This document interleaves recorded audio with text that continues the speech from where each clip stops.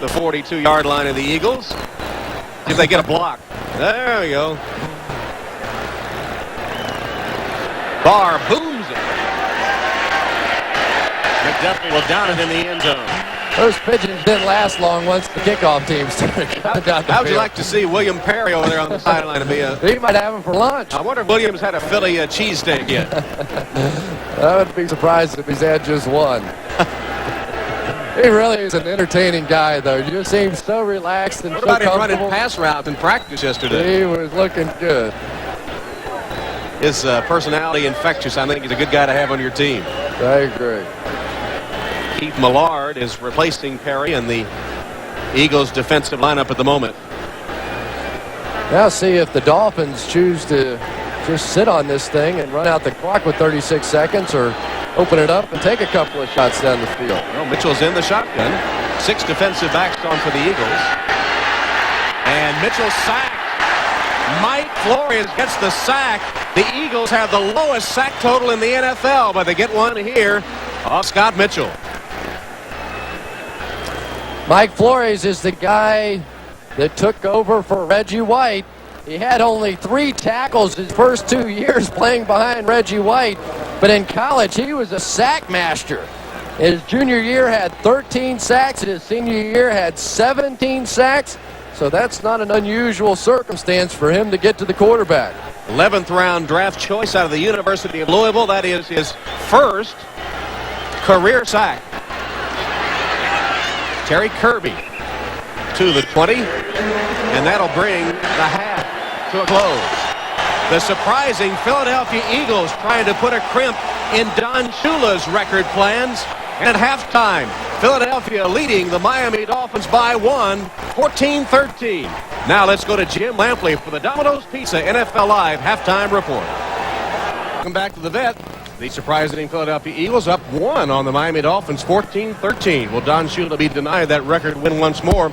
Impressive first half by Philadelphia. Yeah, and something very significant at the end of the first half. Seth Joyner was injured on the very last play, and I don't know what his status is coming out here for the second half, but he apparently just got twisted his foot underneath as he was making the tackle, and with all the injuries these Eagles have had already, they cannot afford to lose him. He's their leader. Ken O'Brien had an impressive first half. As you see, Joyner out ready for the second half of play. Sacked 3 times on the first 2 possessions and then directing 2 touchdown drives. I thought that Ken O'Brien just played a magnificent half of football, and I don't know exactly what it is, but it seems that every time that he plays against the Miami Dolphins, he just has a huge game. And there's the second half kickoff, and McDuffie with a good return for the Dolphins to the 37-yard line. O.J. McDuffie with a nice return to open the second half for Miami. Let's take a look at our Coors Light halftime stats, and the one that jumps out there is the lack of rushing yardage for the Dolphins. Everybody else has been able to run the football against this Philadelphia Eagles defense, but apparently the fridge has been a factor in this one so far. And there's Joyner back on the field to open the second half for the Eagle defense. First down, Miami. They're at their own 36-37-yard line. Mitchell fakes the handoff, and then the pass ruled incomplete. And Keith Byers once again has dropped a pass. William Thomas had him wrapped up, and Byers has had a tough day on his return to the Vet. And the Vet crowd's giving it to him pretty good. He was really upset when we talked to him that Rich Kotite had told us earlier in the day that he would not have been the starting tight end had he stayed here in Philadelphia. And Keith Byers just said that was a bunch of bull. He said, ain't nobody on that football team that could have possibly beaten me out. That performance is making Kotite a profit today. Mitchell tries to run, lowers his head, and crosses the 40 to about the 44. Covered there by Andy Harmon. And did he hurt his arm as he dived to the turf? Tom, I was just about to say that why in the world is Scott Mitchell going head first into a pile of Philadelphia Eagles? They already have lost Dan Marino. And Doug Peterson now warming up on the sideline. In his first year out of Northeast Louisiana, a free agent who played against Kansas City on October 31st, had 1 carry for -1 yard, did not have a pass attempt, although they botched an extra point in that game. He was on the Miami practice team a year ago, played in the World League. Didn't really see, looked like maybe his offhand got hit. I don't know if it was, remember he's left-handed. Can't tell. We'll try and tell you more when we come back. This could be a Rocky-like comeback for the Eagles if they can upset the Dolphins and break a 4-game losing streak. Scott Mitchell, taken from the field just a few moments ago, injured, means that Doug Peterson takes over at quarterback. Has not attempted an NFL pass. Hands to Byers. Twisting, turning, and close to the first down. William Thomas wrapped him up. Steve DeBerg was signed this week to be a backup quarterback for Miami, but he is the 3rd quarterback, which means he can only play if the first 2, Mitchell and Peterson, go down. Steve DeBerg, of course, was just waived by the Tampa Bay Buccaneers. This very close to a first down. They're going to bring the sticks out for a measurement. Dan Marino, obviously no help, but Steve DeBerg over for maybe a word of advice just in case he has to go in this one. It's going to be just short of the first down, short by about a foot.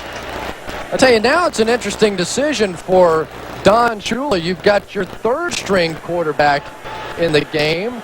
The Eagles have the lead. It's not like you've got automatic offense anymore, and I believe they're going to go for it here. Probably simply because Doug Peterson is now the quarterback. So 4th and a foot for the Dolphins. The ball at the Miami 46-yard line.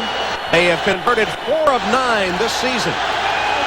The Eagles leading by 1, opening drive of the 3rd quarter.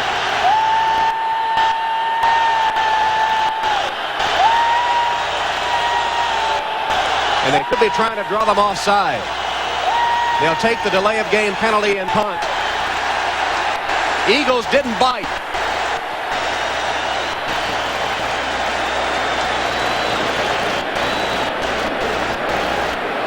So Shula, drawing on that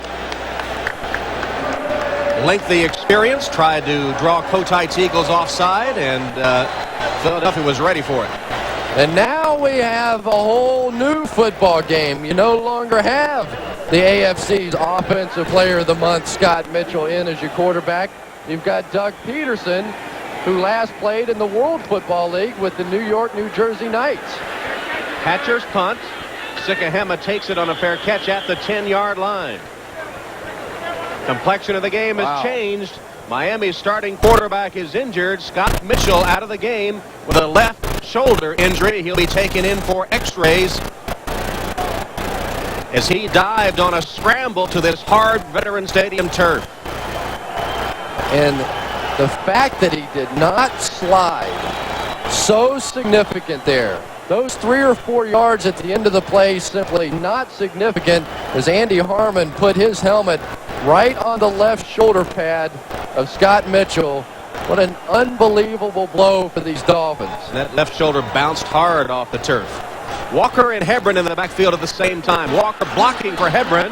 He tries the cutback and gets short yardage on first down. Now it's up to Tom Olivadotti and this defensive squad to make things happen for the Miami Dolphins. You have to question what they're going to be able to do offensively without Scott Mitchell. Now defensively, these Dolphins have looked for respect for so many years. Now it's their time to step up.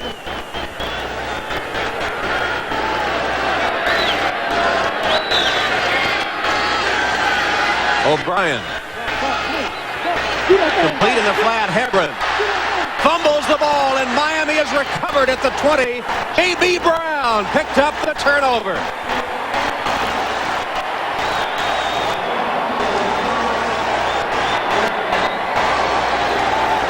Von Hebron with a nice move, but it simply got away from him as his arm swung out. It was knocked free, and Dwight Hoyer came up with the recovery.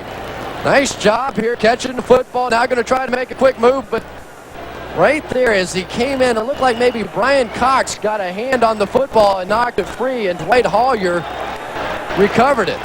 What a huge break for the Miami Dolphins. It was J.B. Brown, I think, that knocked the ball loose.